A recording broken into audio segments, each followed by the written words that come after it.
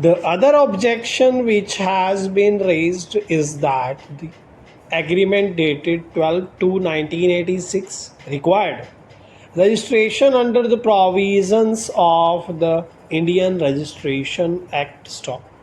The unregistered agreement would not be admissible in evidence, hence, it could not be acted upon. Stop.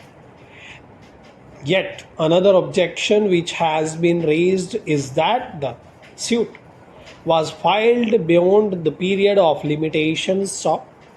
In support of the first contention, a reference has been made to Section 107 of the Transfer of Property Act, according to which the parties had to execute a registered lease deed, but the same was never done. Stop.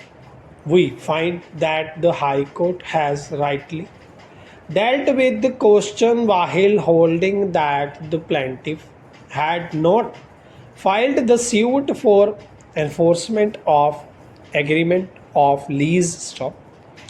It was a suit filed for damages for the breach of contract. Stop. It was not a suit for specific performance of the contract. Stop. A promise was definitely held out by the defendant to the appellant for occupying the premises for a period of 3 years at a given rate of rent. Stop.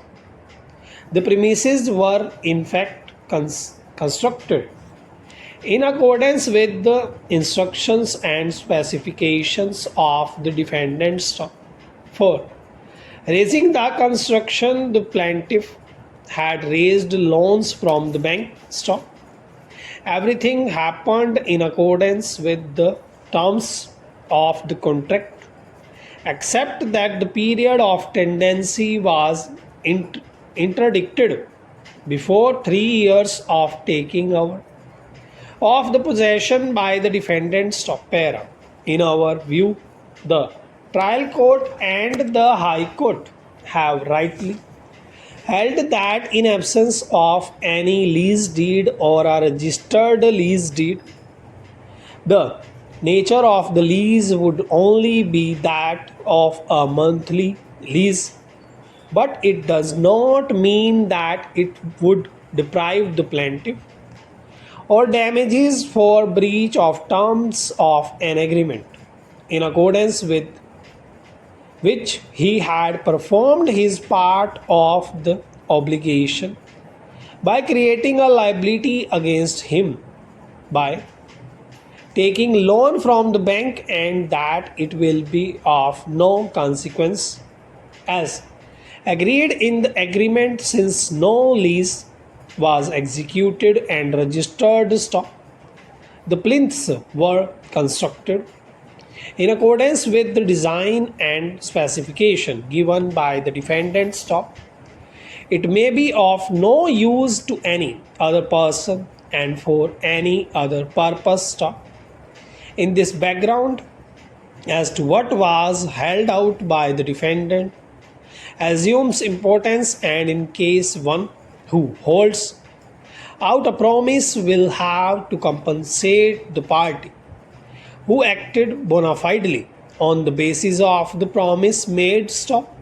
As indicated earlier, even the tender notice, besides other correspondence, all gave out that the defendant would occupy the premises for a period of 3 years. Stop.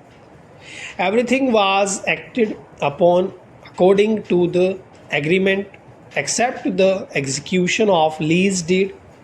Hence there was termination of tenancy on 15 days notice. Stop. The plaintiff is not insisted that the defendant must retain possession for the remaining period or that the tenancy was not terminable, but termination of the tenancy would not necessarily mean that the defendant would also not be liable for compensating for the breach of promise held out in the terms of the agreements. अगर video अच्छी लगी हो तो like जरूर कीजिएगा और comment section में अपनी शॉर्ट हैंड से रिलेटेड जो भी परेशानी है उसे जरूर डालिएगा।